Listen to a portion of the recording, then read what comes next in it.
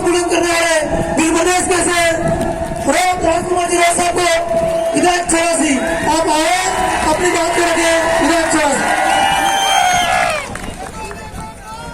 आप सबसे निवेदन है, विधायक साहब को सुनना है तो आप बैठ जाइए, कृपया करके 15 मिनट के लिए बैठ जाइए। लंबे इंतजार के बाद साहब आए हैं तो आप कृपया करके बैठ जाइए। आप सबसे निवेदन है, 2 हाथ जोड़कर।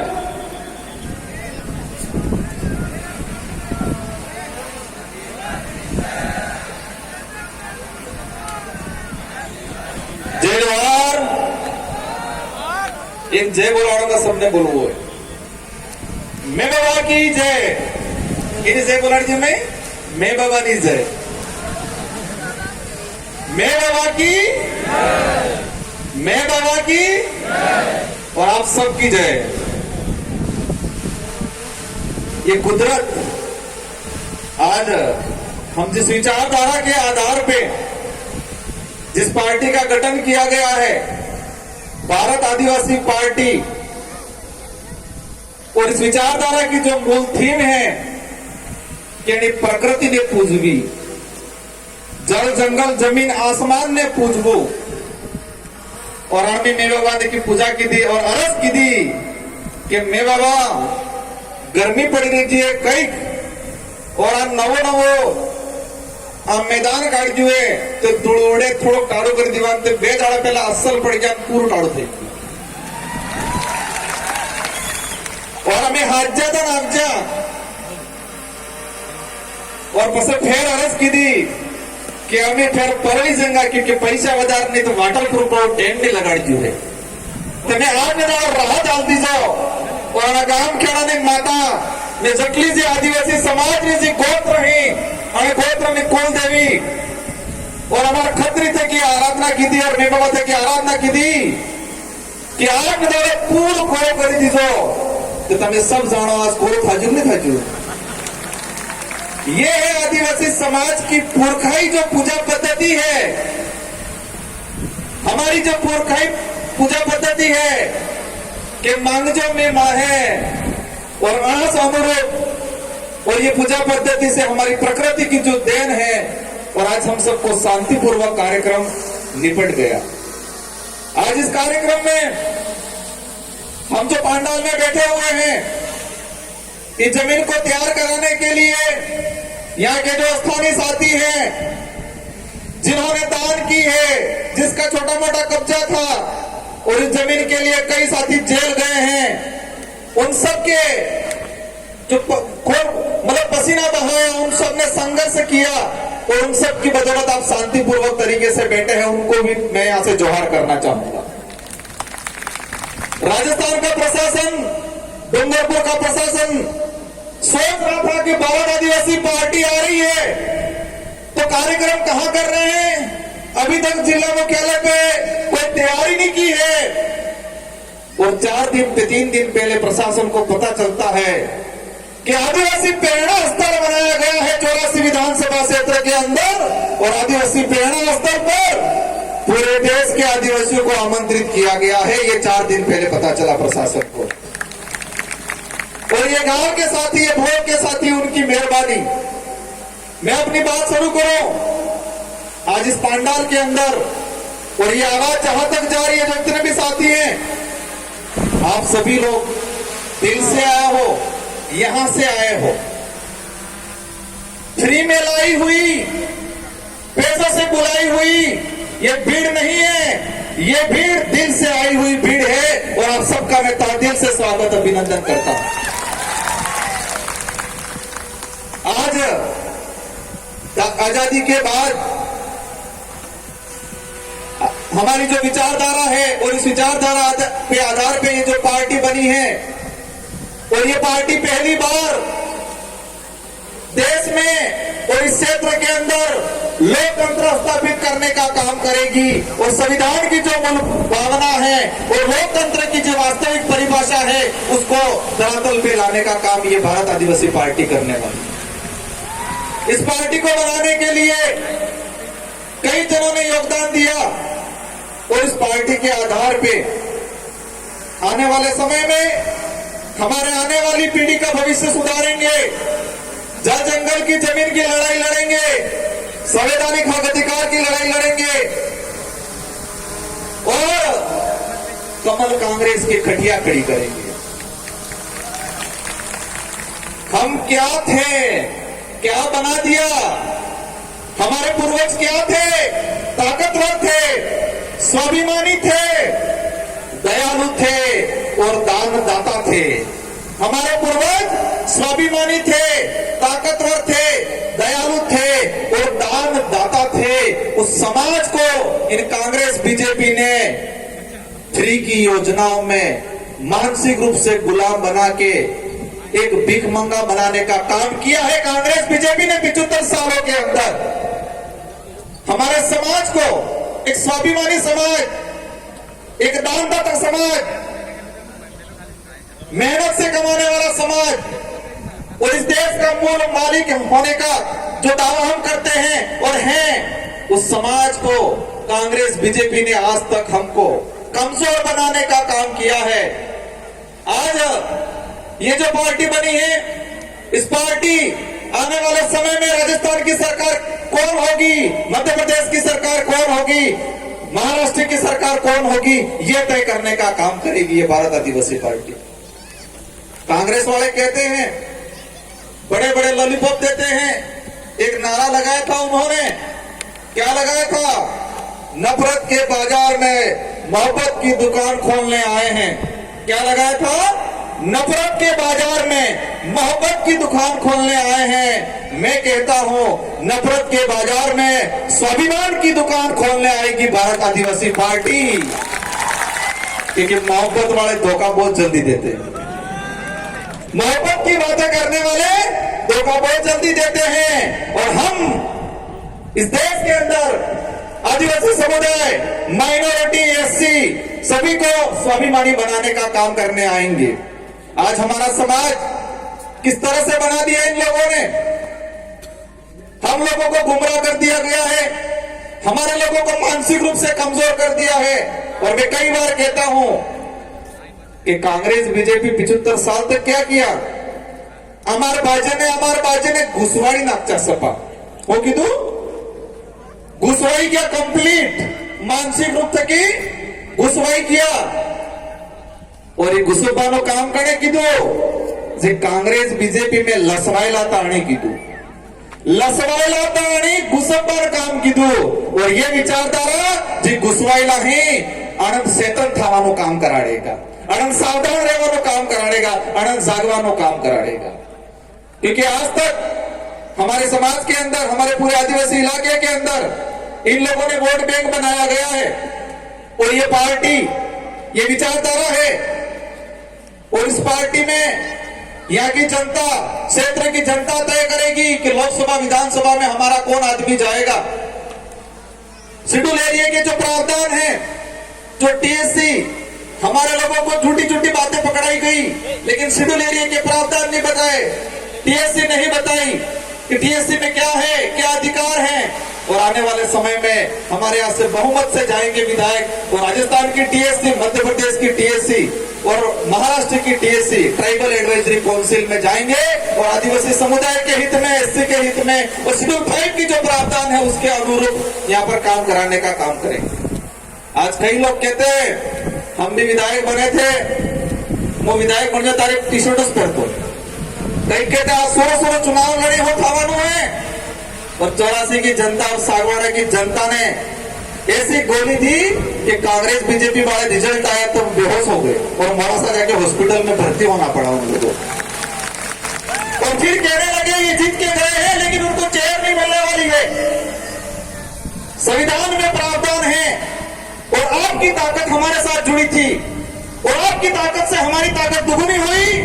और हम आदिवासी समुदाय के हित में, एसटी एससी माइनॉरिटी के हित में शेड्यूल एरिया के प्रावधानों के लेके विधानसभा में आवाज उठाई और राजस्थान के मुख्यमंत्री को मजबूर होना पड़ा और आदिवासी दिवस पे सरकारी अवकाश घोषित करने का काम किया।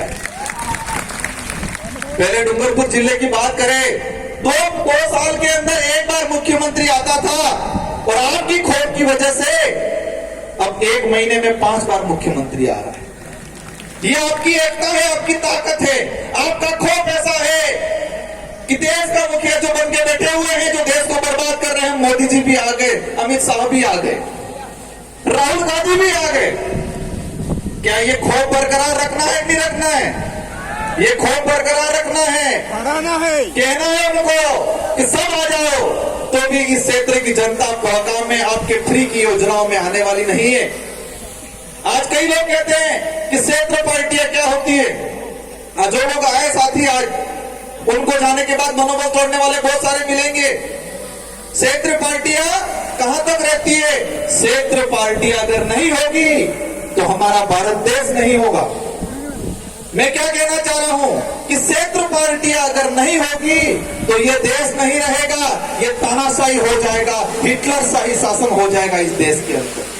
और क्षेत्रीय पार्टियों की वजह से ही इस देश में आम जनता के हित में कानून बने हैं आज तक। और आज तानाशाही सरकार है क्योंकि एक तरफा बहुमत है।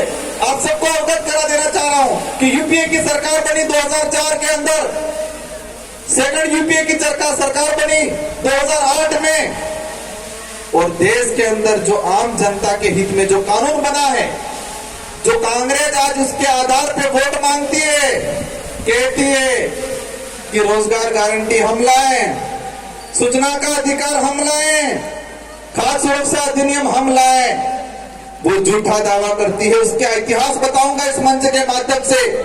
अगर क्षेत्रीय पार्टियां 2004 में यूपीए की सरकार बनी, 15 संगठनों ने समर्थन दिया और कांग्रेस को कहा देश के अंदर अगर रोजगार गारंटी का कानून नहीं लाओगे तो हम आपको समर्थन नहीं देंगे, और कांग्रेस को मजबूरन उस समय रोजगार गारंटी कानून लाना पड़ा, इसकी इच्छा से नहीं लाई। ये ताकत है क्षेत्रीय पार्टियों की। क्षेत्रीय पार्टियों की वजह से सूचना का अधिकार अधिनियम आया, क्षेत्रीय पार्टियों की वजह से शिक्षा का अधिकार अधिनियम 2009 बना। अगर क्षेत्रीय पार्टियां नहीं होती तो ये जितने भी जो अधिनियम बने हैं, वो अधिनियम आम जनता के हित में जो बने हैं वो नहीं बनते। और आप देख सकते हो उसका उदाहरण 2014 के बाद एक तरफा भाजपा की सरकार आई और उस सरकार ने सभी कानूनों को कमजोर करने का काम किया, आईटी को कमजोर करने का काम किया, नरेगा कानून को कमजोर करने का काम किया, खाद्य सुरक्षा अधिनियम को कमजोर करने का काम किया। इसलिए क्षेत्रीय पार्टियां जब तक इस देश में जीवित रहेगी तब तक ये देश रहेगा, देश का संविधान रहेगा। और जो लोग देश का नाम बदलने की बात करते हैं, जो लोग देश का नाम बदलने की बात करते हैं, कौन कर रहा है देश का नाम बदलने की? कौन बात कर रहा है? भाजपा। भाजपा के लोग कह रहे हैं कि हम देश का नाम बदलेंगे। उनको 2023-24 में एहसास कराना है कि जो देश का नाम बदलने की बात करते हैं, जो संविधान बदलने की बात करते हैं, जो आरक्षण खत्म करने की बात करते हैं, उन लोगों को वापस गुजरात भेज देना है। कहां भेजना है? गुजरात भेज देना है। उनको एहसास कराना है कि ये भीड़ अब भीड़ नहीं रही है, भीड़ने वाले हो गए हैं, और ये भीड़ने वाले आने वाले समय में लोकतंत्र की वास्तविकता समझाने का काम करेंगे। साथियों, उदयपुर संभाग के अंदर बांसवाड़ा के अंदर तानाशाही की जा रही है। बांसवाड़ा में आरक्षण को लेकर जो आंदोलन हुए उसमें परेशान किया जा रहा है। बांसवाड़ा में एट्रोसिटी एक्ट को लेकर हमारे भाई थाने में गए, 200 लोगों पे मुकदमा किया गया है। उन बांसवाड़ा के मंत्रियों को भी एहसास कराना है कि ये राजतंत्र नहीं, ये लोकतंत्र है, और लोकतंत्र की परिभाषा 2023 में हम आपको दिखाएंगे। साथियों, हम लोग उन लोगों को भी आह्वान करना चाह रहे हैं कि हमें शांतिपूर्वक तरीके से, हमें किसी प्रकार के बेवजह उग्र आंदोलन नहीं करना है, क्योंकि काकरी डुंगरी में हम शांतिपूर्वक तरीके से हमारे साथी आंदोलन कर रहे थे। कमर कांग्रेस के लोगों ने मिलके हमारे लोगों को फंसाया गया, वहां पर जाके जबरदस्ती धांधली करवाई। साथियों, इस मंच के माध्यम से कुछ मीणा भाई आए हैं, उन मीणा भाइयों को कहना चाहूंगा, और जो नहीं आए हैं मेरे वीडियो के माध्यम से कहना चाहूंगा कि मीणा भाई अगर जितने सक्षम है, इतने अगर वीर सक्षम होते तो पूरे देश में राजनीतिक रूप से हम एकजुटता दिखा के पूरे देश पे राज करते। मीणा भाइयों के पास जितनी सुविधा है, मीणा भाई जितने सक्षम है, अगर इतने सक्षम हम होते तो राजनीतिक रूप से पूरे देश पे हम लोग कब्जा करते और पूरे आदिवासी समुदाय का नेतृत्व करते, पूरे देश के आदिवासियों का नेतृत्व करते। तो मीणा भाइयों को विशेष कर कहना चाहूंगा कि आप लोग नेतृत्व करो और कांग्रेस बीजेपी का जो पजामा पकड़ रखा है उस पजामे को छोड़ो। आदिवासी समाज के लेके काम करना है तो कांग्रेस बीजेपी का पजामा छोड़ो। काफी वक्त है, मेरे सवाल भी हमारे राष्ट्रीय अध्यक्ष से बोलना बाकी है, इन सबको आपको सुनना है और हम सबको मिलजुल के आने वाले समय में इस क्षेत्र से कमल कांग्रेस को उखाड़ फेंकना है। हमारे यहाँ हमारी माताएं बहनें भी आई हुई हैं, इन माताओं बहनों को कहना चाहूंगा मैं, हम लोगों को किस तरह बनाया गया है, किस तरह किस कंडीशन में ले आए हैं ये लोग, हम लोग कौन थे। मैं एक उदाहरण के माध्यम से कहना चाहूंगा। आज कोरोना आया, पर्ची मेरे पास आने ही वाली है, भाई ने पकड़ ली ऐसा लग रहा है, लेकिन मैं एक बात बोल के अपना वक्तव्य खत्म करूंगा। माउंट आबू और सिरोही जहां पर सड़क पे बंदर रहते हैं, बांद्रा, वो जो माताएं थी उसी कोरोना के काल के कुछ समय पहले बच्चों को जन्म दिया और उनको जो फ्री में जितने यात्री जा रहे थे वो सारे यात्री नारियल देते, कोई रोटी देता, तो सारे के सारे जो बंदर थे वो जंगल का खाना भूल गए, उनकी ताकत को भूल गए और जो फ्री का मिल रहा था उसी को खाना लग गए। जब कोरोना काल आया, कोरोना काल आने के बाद वहां पर यात्री जाना बंद हो गए और यात्री जाना बंद हो गए तो फ्री का खाना पहुंचना बंद हो गया। जंगल में बहुत कुछ खाने का था, फल फ्रूट्स थे, लेकिन उनकी ताकत भूल गए थे वो। और उस दौरान बांद्रा अड़ा रोड माथे दाढ़ी करता रोए था, छोटे छोटे बच्चे रोते बंदरों के और कई बंदर मर गए उस दौरान। और यही काम इसी तरह कांग्रेस बीजेपी के लोगों ने हमारे समाज को बना दिया है। हमको जमीन का हक चाहिए, हमको आरक्षण चाहिए, हमको संवैधानिक जो प्रावधान है वो चाहिए। आपके फ्री की 5 रुपए 10 रुपए की थैली नहीं चाहिए, ये बोलना है कमल कांग्रेस को लोगों को। हमें आत्मनिर्भर बनाना है। कांग्रेस बीजेपी ने हमको परजीवी बनाया है, दूसरों पे निर्भर बनाया है और ये विचारधारा, भारत आदिवासी पार्टी की विचारधारा इस समाज को आत्मनिर्भर बनाएगी, खुद के पैरों पे खड़ा होने के लिए तैयार करने का काम करेगी। और आप सब एकजुट रहे, एकता दिखाए और आने वाले समय में पूरे देश के अंदर इस भारत आदिवासी पार्टी का बहुमत बनेगा और हमारे लोग चुन के जाएंगे। और अभी तो विधानसभा में आवाज उठी है, आने वाले समय में इस विचारधारा का आदमी लोकसभा में भी जाएगा और लोकसभा में भी आदिवासी परिवार, इस समाज की जो विचारधारा है वो विचारधारा की आवाज गूंजेगी।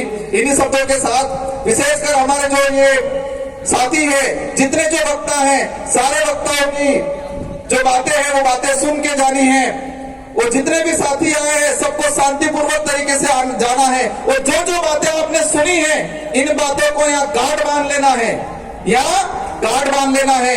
ये गांठ कार्य सुड़वी है वोटन दाड़े कई आंदोलन में जो एकता राखवी है, एकता राखवी, पर एकता राखवी क्या रही है इसने खबर है। एकता रखनी है और एकता विशेषकर चुनाव के वक्त रखनी है। और इस देश के संविधान के अनुरूप हमारे देश को चलाने के लिए प्रत्येक 18 साल के ऊपर वाले व्यक्ति को एक चाबी दी गई है। 18 साल से ऊपर वाले प्रत्येक व्यक्ति को एक चाबी दी गई है और वो है मतदान। तो मतदान नहीं करवो, इन्हें उपयोग करवो है, मत का अधिकार है हमारा। और ये वोट वाली जी चाबी है, ये लोकतंत्र की कुंजी है। और एकता कब रखनी है, ये चाबी लगाने के वक्त एकता रखनी है। और कांग्रेस बीजेपी का ताले पे ऐसी चाबी लगानी है कि इनका ताला जंग खा जाए और कभी नहीं खुले और भारत आदिवासी पार्टी का दरवाजा खुल जाए और इस दरवाजे से संवैधानिक प्रावधानों के तहत हमको अधिकार मिले, ये काम करना है, ये एकता रखनी है। इन्हीं शब्दों के साथ आप सबको धन्यवाद, आभार। जय जवाहर, जय भारत, जय भील प्रदेश।